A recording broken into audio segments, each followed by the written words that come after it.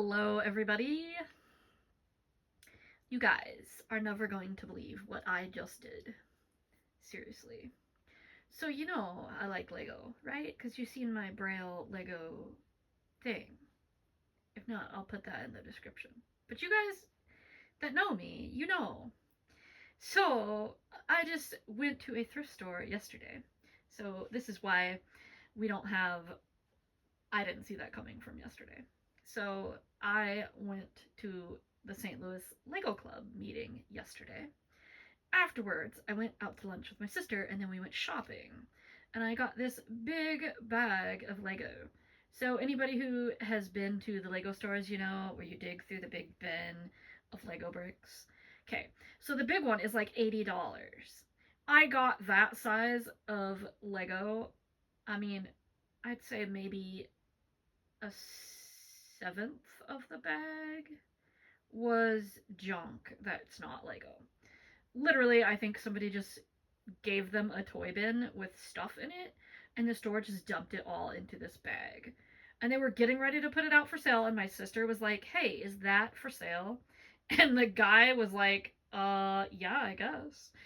And I was like, I'll take it. Like $80 worth of bricks for $10. Heck yes. I am all about that. It's like the 2-gallon freezer bag if you've never been to the Lego store. So it's actually maybe more than the $80 Lego bag. But I bought it and they were really dirty, so I put them in a big pot. Like, the nasty pots that are non-stick with the Teflon coating that gets in your food. Ew. Yeah, like I put all the Legos in this pot and then I put a little bit of Dawn dish soap and hot water and I washed them.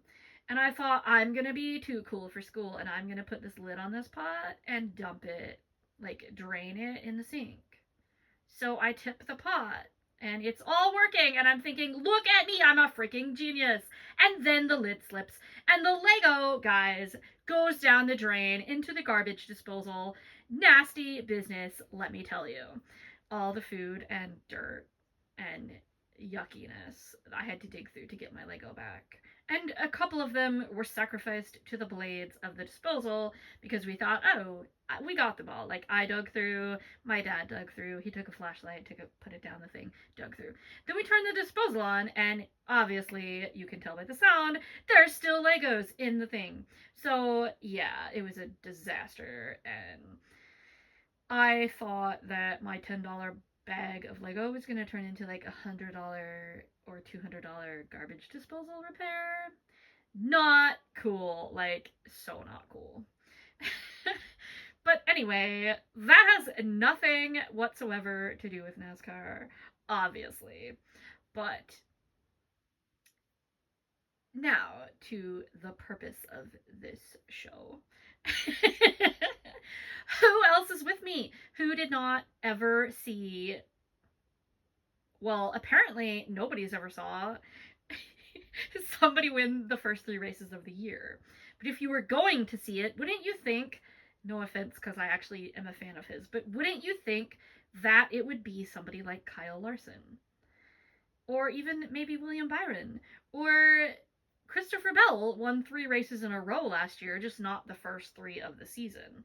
So, like, nobody, well, maybe some people, but even me being a fan of his, didn't see Tyler Reddick being the one to do it. Like, I think it's awesome, but I just didn't see it coming. Like, no. And I also didn't see him winning the race. Like, yes, I did put him on my fantasy roster, but I thought it would be Shane Van Gisbergen, who did end up finishing second. No surprise there. But, I mean, that was awesome. So you guys, I have seen 2 first-time things, or record-setting things, I guess, in my fandom since 2010, when I watched my first Daytona 500, okay? So, Trevor Bayne being the youngest driver to win the 500 at 20? He was 20 and a day, I believe. And he'll keep that record, I guess, unless they change the rules. Unless somebody turns 20 on their actual birthday and the 500 is on their actual birthday, is what I'm trying to say. Obviously, you turn 20 on your actual birthday. Duh, Amy. But if their birthday and the 500 are both on the same day when they turn 20, they'll break his record. Otherwise, it's going to be Trevor forever, which makes me happy because I wouldn't still be a fan probably if it wasn't for him. Obviously, I switched my loyalties to Allgaier, but that's another story. So I've saw. Gosh, I have great English, y'all. So I saw that, and then I saw today Tyler Reddick being the first driver ever to win the first three, not just three in a row, but the first three races of the season. In this case, this year it was the 500, the Echo Park, whatever that race was called. I hashtagged it, but I don't remember the name of it. It's in the title of my other video. And the today at COTA. So that is cool. Oh, and I don't know if y'all noticed, but voiceover's screaming only at me. And I don't know how to turn it down without stopping the video, freaking genius that I am.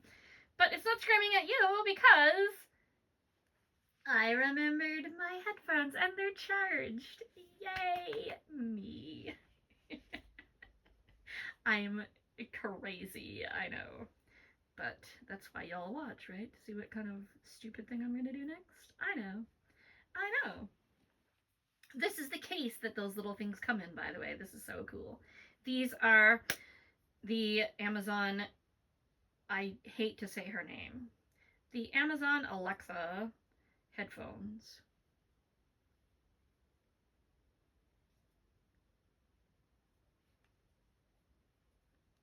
Alexa, stop. I don't know if I just interrupted my video, y'all, so hold on, let me check.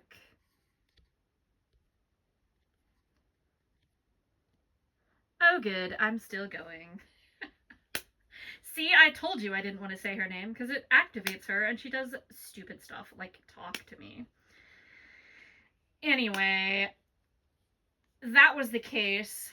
It's this cool little thing. It fits in my tiny purse, even the purse I take to the race, which is even smaller.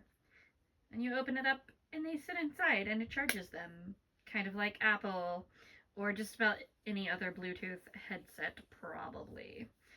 But the cool thing about these is that when I go to a race, I can put my big noise-canceling headphones over the top like this. And I can listen to the MRN or PRN broadcasters and my phone, so I still have access to the leaderboard.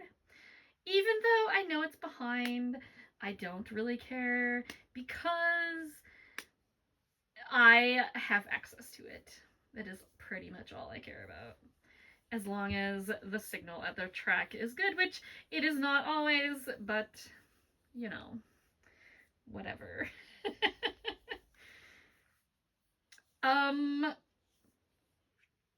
Let's see. So I don't know what lap this was, but what is up with Denny Hamlin being involved or the cause of at least three crashes since the beginning of the year? Well, there was two in the 500. Then, so the one with Allgaier is debatable whether or not it was his fault, but even the AI models say it is his fault. So I'm going to go with the AI, even though Justin takes credit for it. But so that one is debatable. But then the one with Christopher Bell, and then last week there was another one. I don't remember who was involved, but there was another one. And now there's another one.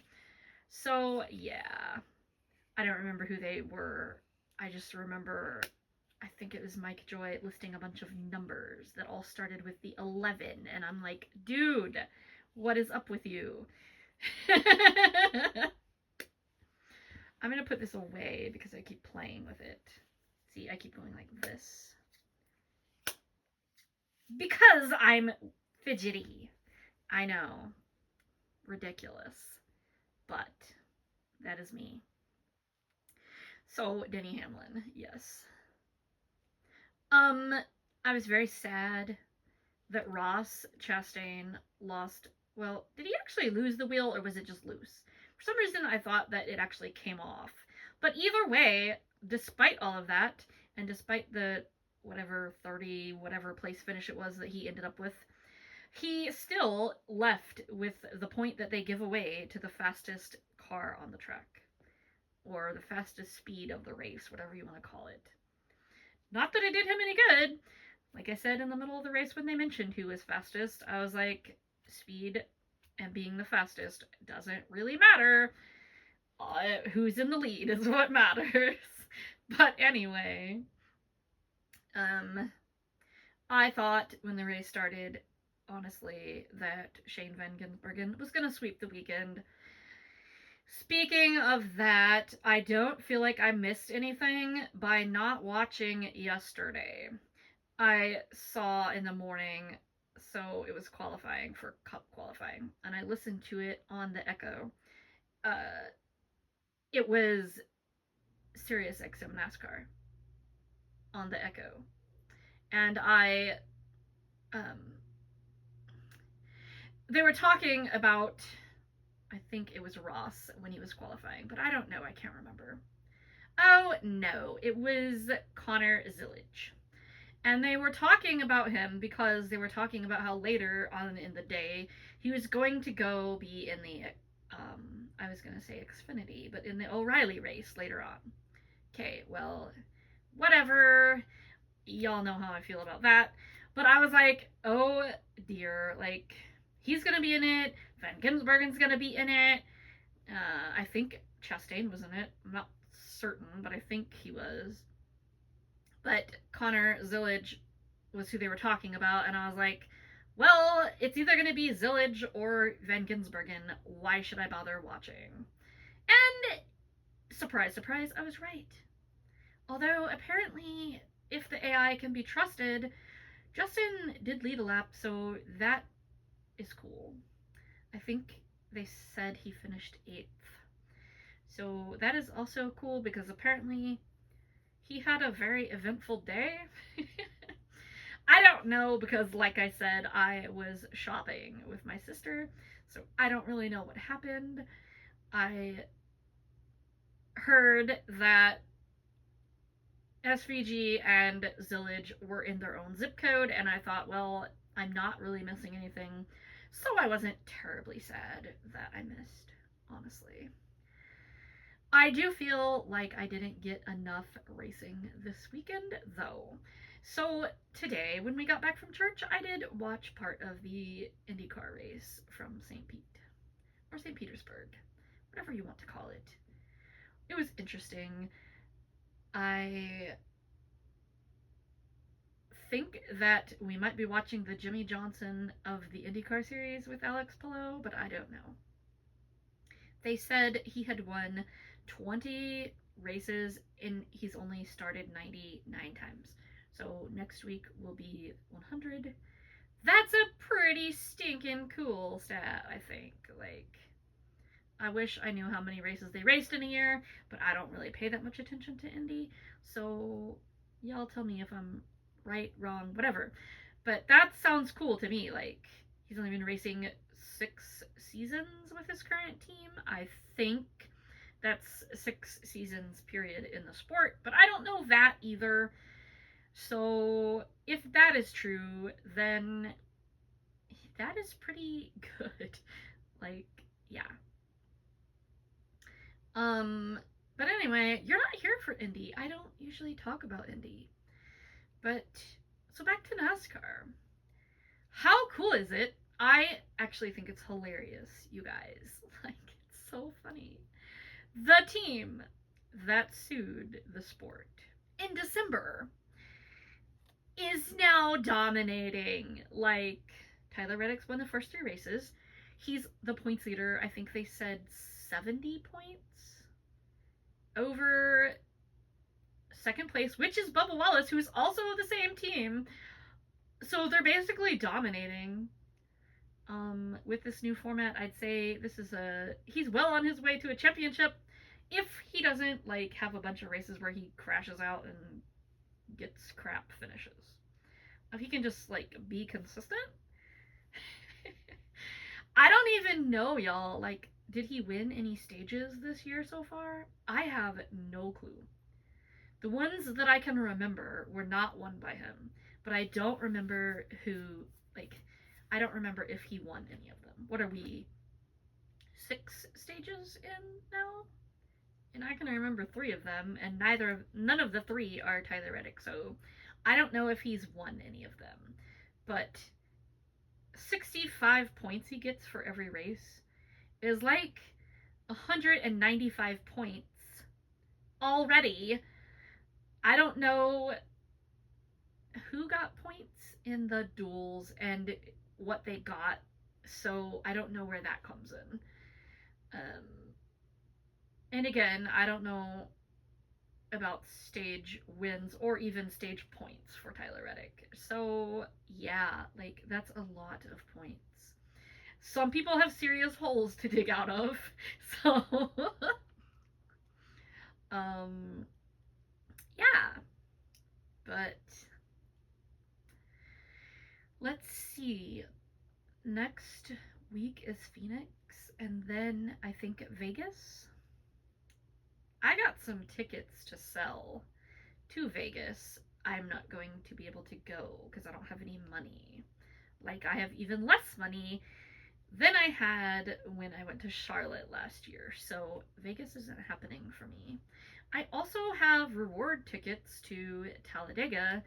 Those are probably not happening either. I don't remember if I got spring or fall Talladega, but I have them and it's probably not happening. But if you want to donate and help me get to one of these things, that would be super spectacular. You would be my new best friend. $100 will get you a blind NASCAR fan keychain. So there is that. I don't have anything else to say really because honestly, like I said, I didn't watch yesterday. I don't know how I feel about it. It's kind of cool. I'll talk about the truck race for a little bit. It's kind of cool that Dario Franchitti, I think they said 13 years since he'd raced anything. And James Hinchcliffe, who apparently now wants to go by Jimmy Hinch, which is weird. And like you can't have like however many years he's been racing. I said 20, but that was because I didn't actually know.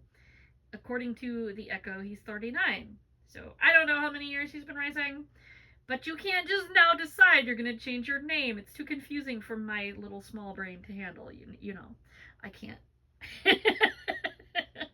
I can't handle it. It confuses me. I don't like it.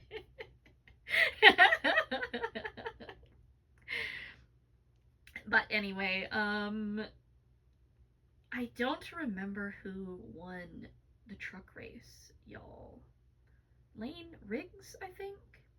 So at least it went to a points earning driver and it seemed cool. Like I got to well, I didn't get to watch. I listened to it on the way to the Lego Club. About the first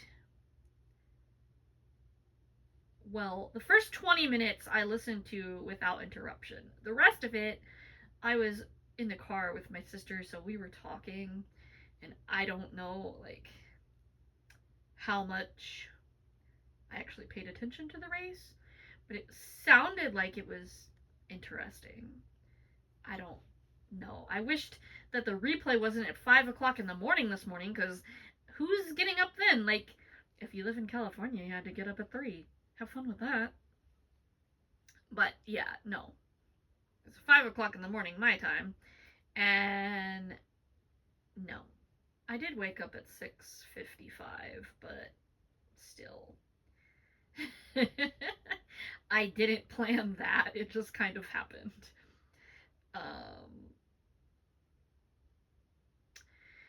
But yeah, it seemed like it was pretty interesting.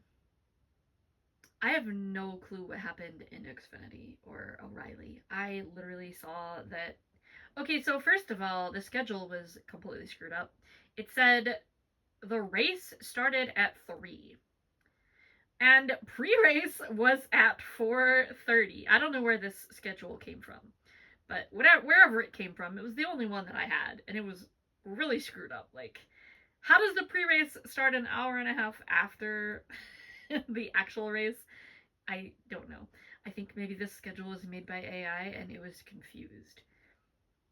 But I tried to figure out the actual time and I still managed to screw it up because the race did start at 3, but that's 2 o'clock my time. I'm on Central Time. So I posted our race chat. If y'all don't know, if you're on Facebook, I am one of the admins for the Justin Allgaier fan group, and I posted our race thread for 2:30, thinking the race started at 3. That gives a half hour. No, not when the race starts at 2. I was a half hour late. Oops. But that's the schedule threw me off. I was so confused. Obviously, I stayed confused, but whatever.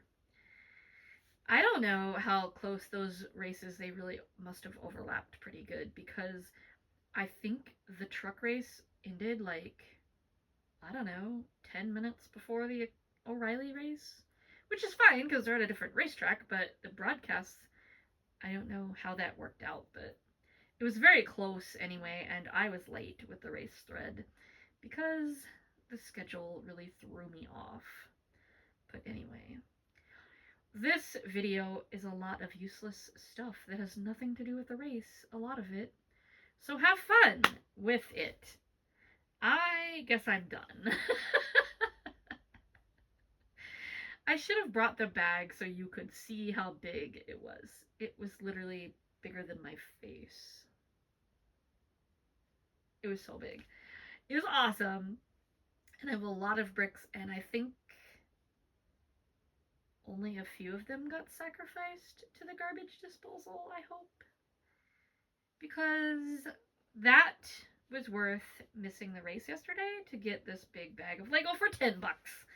So anyway, I guess I'll get off now. This is even more random ramblings than my Atlanta thing. At least that was all NASCAR. You're welcome. Bye, guys.